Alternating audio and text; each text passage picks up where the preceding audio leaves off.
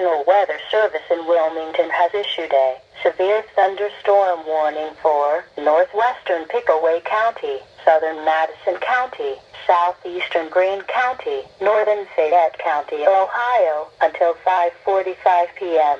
At 4:54 p.m., radar indicated a severe thunderstorm located near Interstate 71 at U.S. Route 35, moving east at 25 miles an hour.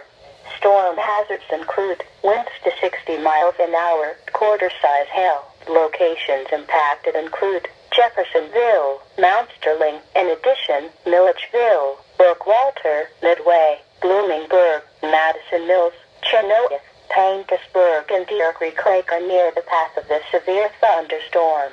This includes the following Interstate 71 between mile markers 60 and 88.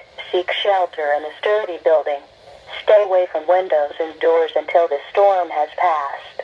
To report severe weather, go to our website at weather.gov/ILN and submit your report via social media when you can do so safely.